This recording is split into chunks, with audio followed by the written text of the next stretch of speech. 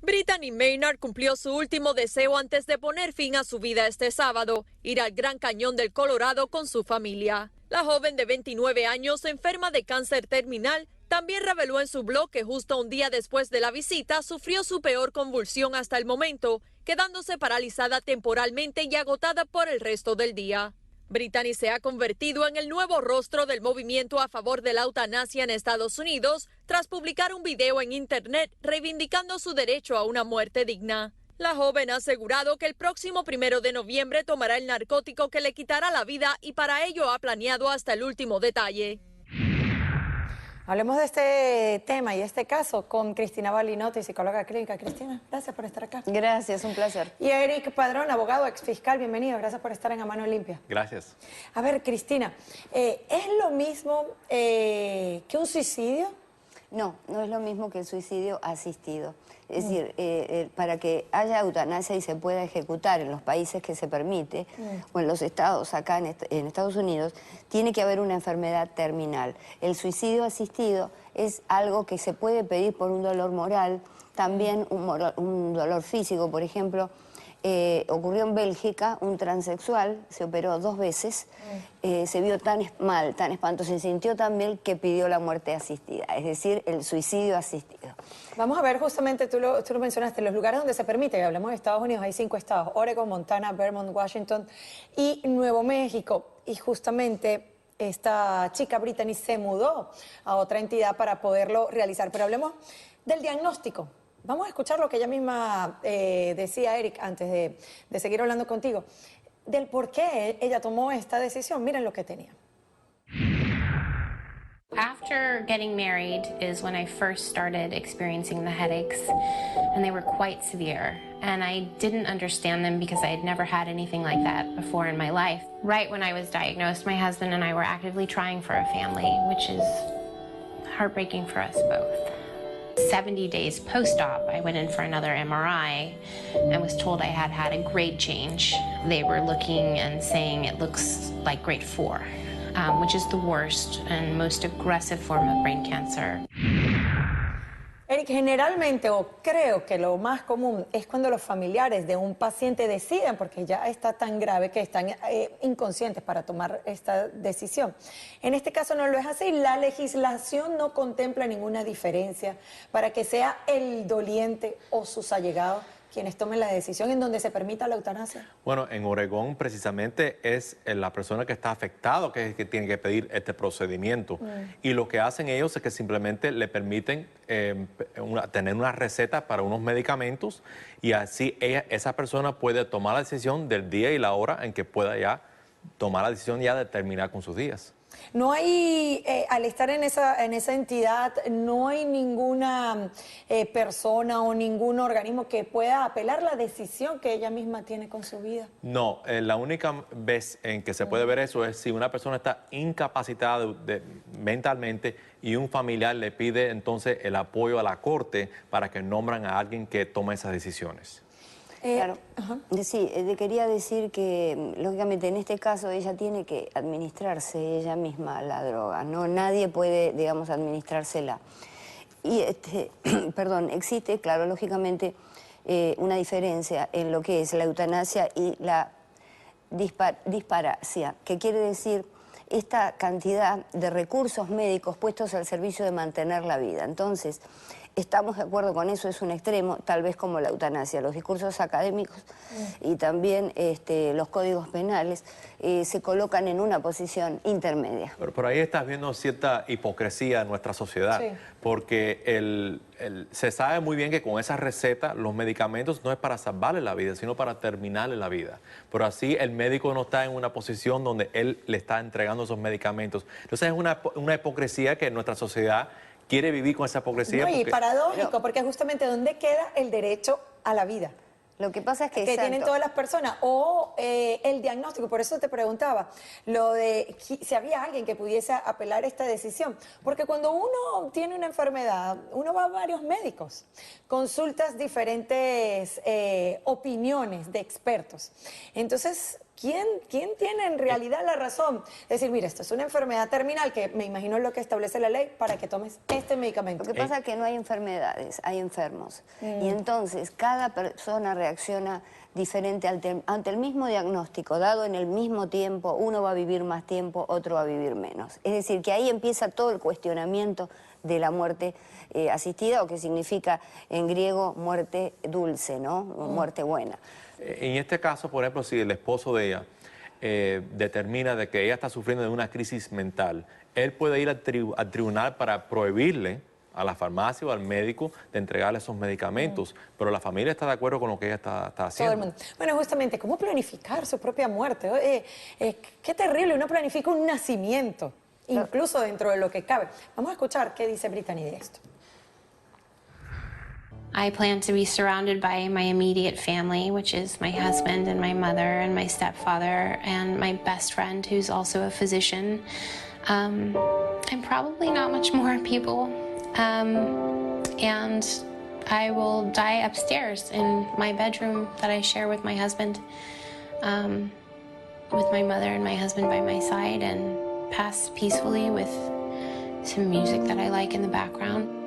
I can't even tell you the amount of relief that it provides me to know that I don't have to die the way that it's been described to me that my brain tumor would take me on its own.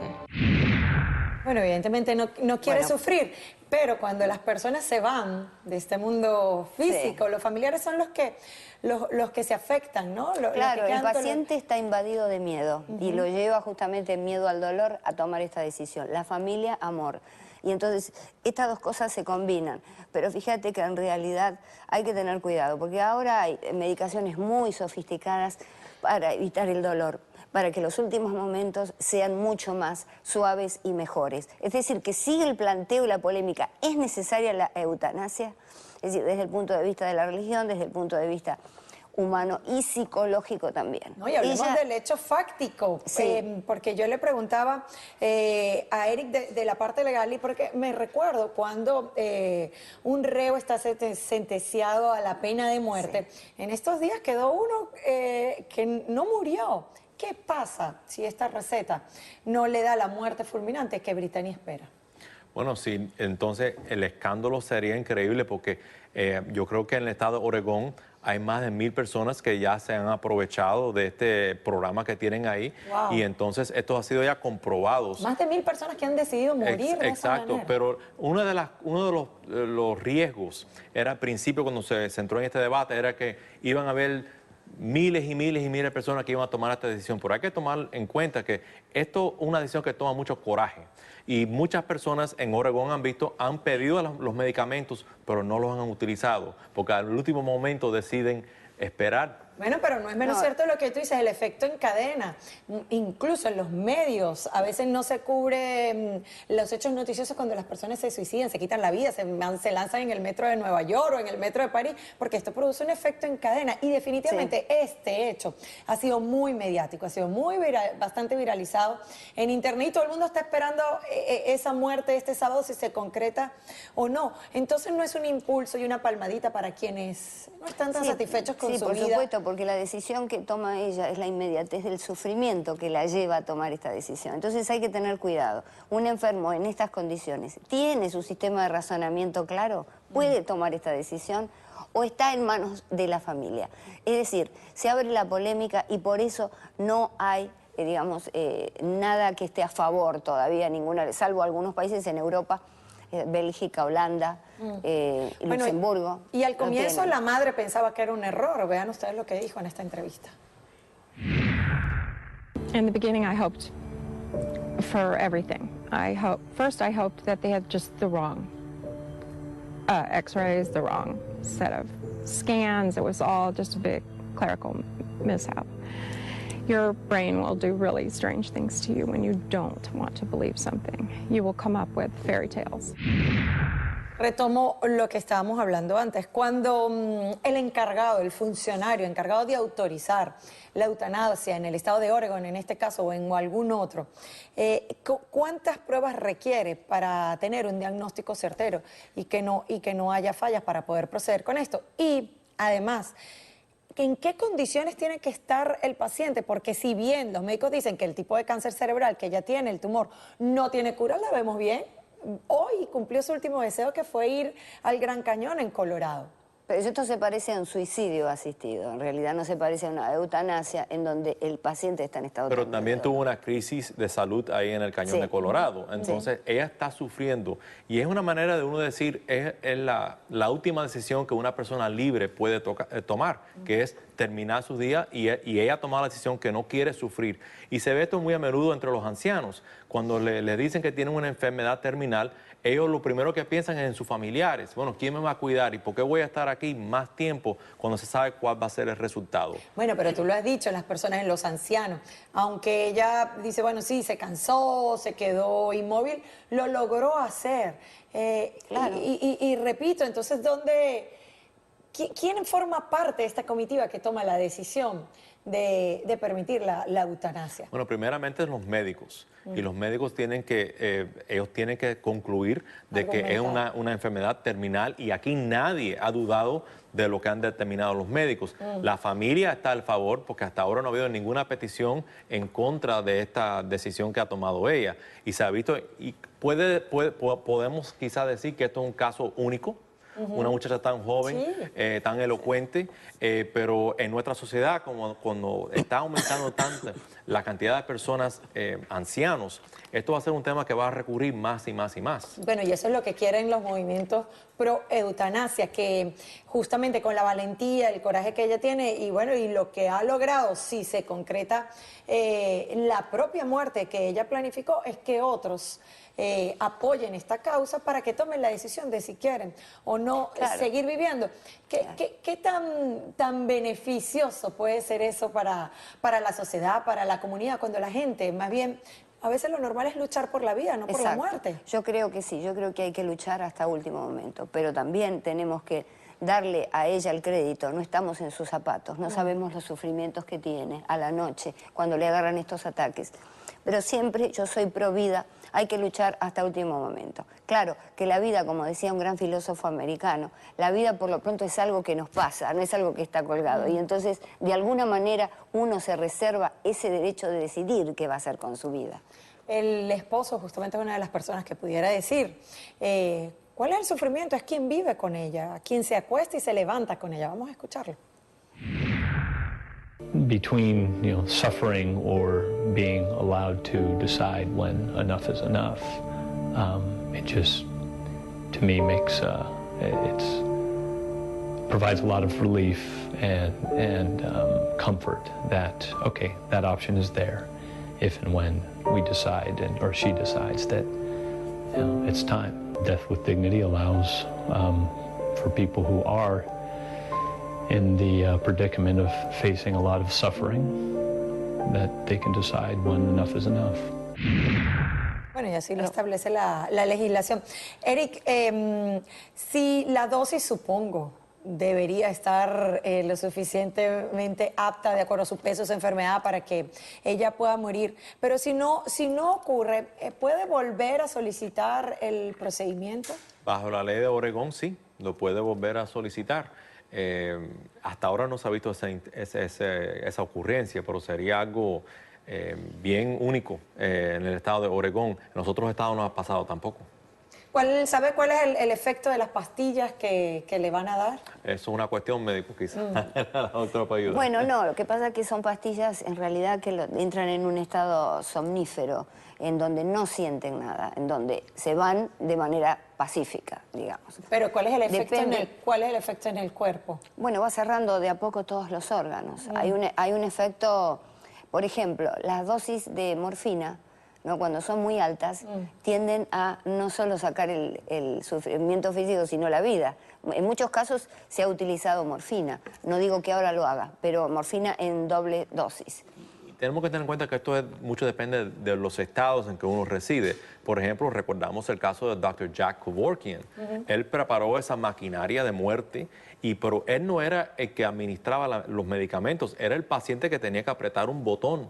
Y él cumplió casi 15 años de prisión por homicidio, porque en esos tiempos era ilegal.